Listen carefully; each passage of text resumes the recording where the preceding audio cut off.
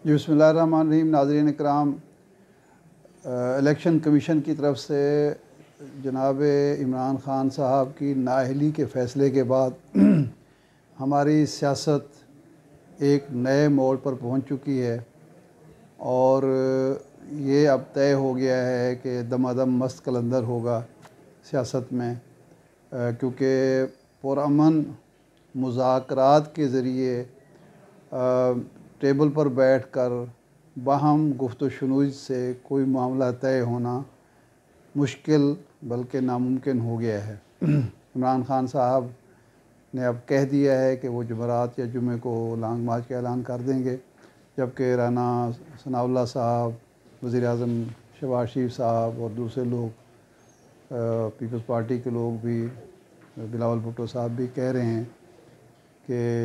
हम ये लॉन्ग मार्च नहीं होने देंगे, क्योंकि ये इस्लामाबाद का मुहासरा करने की एक मनसूबाबंदी है, साजिश है जिसकी किसी को इजाज़त नहीं दी जा सकती। पाकिस्तान की तारीख़ में 2 लॉन्ग मार्च हुए ऐसे जो कामयाबी से हमकिनार हुए। एक लॉन्ग मार्च शुरू होने से पहले ही कामयाब हो गया और दूसरा लॉन्ग मार्च शुरू हुआ मगर इस्लामाबाद पहुंचने से पहले कामयाब हुआ। पहला लॉन्ग मार्च बेनज़ीर भुट्टो साहिबा का, नवाबज़ादा नसरुल्लाह ख़ान साहब का और दूसरे लोगों का लॉन्ग मार्च था 93 में। मंजूर अहमद भट्टू साहब की पंजाब में हुकूमत थी और जब लॉन्ग मार्च का आगाज़ होना था तो उससे पहले इस्टेब्लिशमेंट ने मुदाखलत की। जनरल वहीद काकड़ ऐवान वज़ीर-ए-आज़म गए और उन्होंने वज़ीर-ए-आज़म से कहा कि मुल्क में फ़साद बर्पा करने से बेहतर है कि आप वज़ारत उज़्मा से अलग हो जाएं, और ताकि वो असम्बली बहाल करा के सुप्रीम कोर्ट से आए थे ताकि नए इलेक्शन हो और नए इलेक्शन के ज़रिए पता चल जाए कि किसको हक़ हुक्मरानी है। दूसरा लॉन्ग मार्च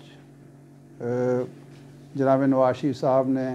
इफ्तिखार बचौर साहब और दीगर जजों की बहाली के लिए किया। वो भी जनरल कियानी साहब की और इस्टेब्लिशमेंट की मुदाखलत से गुजरांवाला पहुंचा और कामयाबी से हमकिनार हो गया। इस्लामाबाद जाने की ज़रूरत ही नहीं पड़ी। अब सूरत हाल बिल्कुल ये है कि इस्टेब्लिशमेंट बिल्कुल न्यूट्रल है। वो ये कह रहे हैं कि हम किसी मामले में मुदाखलत नहीं करेंगे और आप लोग अपने मामलात निपटाएँ, हमें खामखा मुलव्वस ना करें। इसलिए ये 2 वाक़यात बयान करने का मकसद ये था कि एक तो ये लॉन्ग मार्च पाकिस्तान की तारीख़ में कोई नई बात नहीं है, इसको कभी किसी ने मुहासरे का नाम नहीं दिया, किसी ने गैर आइनी करार नहीं दिया, गैर कानूनी कहा। कम अज़ कम पीपल्स पार्टी और मुस्लिम लीग नून ये नहीं कह सकती, क्योंकि उनके अपने माजी के लॉन्ग मार्च जो हैं वो इसकी शहादत देते हैं। उस वक्त मुल्क की माशी हालत इतनी बुरी नहीं थी, लॉ एंड ऑर्डर सिचुएशन बुरी नहीं थी, सैलाब से 3.5 करोड़ लोग घर से बेघर नहीं थे और पाकिस्तान बैनुल-अक़वामी सतह पर भी इस कदर आइसोलेशन का शिकार नहीं था। आज सूरत हाल बिल्कुल मुख्तलिफ है, लेकिन हुकूमत और अपोजिशन दोनों मुज़ाकरात की मेज़ पर कोई तस्फ़िया करने की बजाय अड़े हुए हैं, डटे हुए हैं। एक फ़रीक कहता है कि लॉन्ग मार्च होगा और दूसरा कहता है कि हम नहीं होने देंगे, अपनी मुद्दत पूरी करेंगे। इस वक्त तनाज़ा सिर्फ़ यही है कि ये एक फ़रीक कहता है मैं मुद्दत पूरी करूँगा जो 10 माह की बनती है, और दूसरा फ़रीक कहता है कि सवाल ही पैदा नहीं होता, हम तो एक दिन भी बर्दाश्त करने के लिए तैयार नहीं है। इन बिटवीन मामला तय करने के लिए कोई तैयार नहीं है। ना एक फ़रीक 10 माह की एक ऐसी कमज़ोर लूली लंगड़ी हुकूमत छोड़ने पर तैयार है जिसकी ना कोई समत है, ना कोई विजन है और ना कोई फ़ायदा कौम को नज़र आ रहा है, क्योंकि 6 माह की परफॉर्मेंस इंतहाई मायूस कुन है। और हालत ये है कि जो नारे इदारों के ख़िलाफ़ माजी में छुप छुपा कर लगते थे, अब लाहौर शहर में जो हुब्बुल वतनी का गढ़ समझा जाता है, जहाँ पाकिस्तान के ख़िलाफ़, पाकिस्तान के इदारों के ख़िलाफ़ बात करना किसी ज़माने में बहुत मुश्किल हुआ करता था, वहाँ एक ऐसी स्टेज पर और एक ऐसे इज्तिमा में वो नारे लगते हैं जहाँ वफाकी वज़ीर मौजूद होते हैं, वज़ीर ख़ारजा मौजूद होते हैं, وزیر قانون موجود ہوتے ہیں، مسلم لیگ نون کے پیپلز پارٹی کے عہدیدار اور ورکر موجود ہوتے ہیں، دانشور اور صحافی موجود ہوتے ہیں، وہاں اس طرح کے نازیبا نعرے لگتے ہیں پی ٹی ایم کے کارکنوں کی طرف سے جو کبھی تصور نہیں کیا جا سکتا تھا، اور کان لپیٹ کا وزیر خارجہ بھی سنتے رہتے ہیں اور وزیر قانون بھی سنتے ہیں، اور جب مطالبہ ہوتا ہے وزیر خارجہ سے کہ آپ کہہ رہے ہیں میں ڈیل کے ذریعے نہیں آیا اور ہم ایک جمہوری حکومت ہیں، تو پھر آپ کے ہی اتحادی علی وزیر کیوں گرفتار ہیں جو کراچی میں گرفتار ہیں؟ تو وزیر خارجہ بلاول بھٹو صاحب یہ کہنے کی بجائے کہ میں آج ہی آرڈر کر رہا ہوں یا میں وزیر اعظم سے بات کر رہا ہوں اس کو فوری رہا کرنا چاہیے، وہ سامعین سے کہتے ہیں کہ آپ یہ نعرے وہاں جا کے لگائیں جنہوں نے گرفتار کیا ہوا ہے، حکومت آپ کی ہے، صوبہ آپ کا ہے، آپ کہتے ہیں ہم ڈیل کے ذریعے نہیں آئے، ہم بااختیار ہیں، ایک ڈیموکریٹک گورنمنٹ ہے،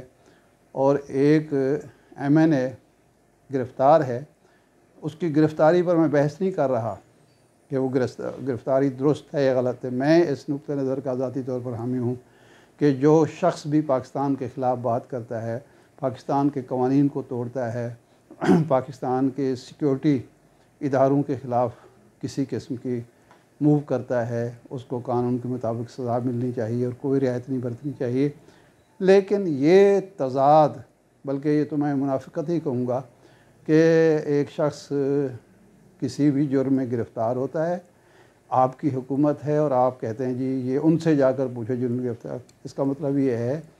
کہ کوئی اور گرفتار کوئی اور لوگ کرتے ہیں، رہائی کا حق بھی ان کے پاس ہے، اور آپ صرف فائدے سمیٹنے کے لیے، ذاتی مفادات کے لیے اور اپنے مقدمات ختم کرانے کے لیے یا ریاست پر اپنا قبضہ برقرار رکھنے کے لیے آپ حکومت میں ہیں۔ تو ایسی صورت میں جب ریاست ہے تو اس وقت الیکشن کرانے نہ کرانے کی بنا پر ملک کے اندر تنازع، کشمکش، چپ کلش، ہنگامہ آرائی اور لانگ مارچ، اور جس کو حکومت فساد کہتی ہے،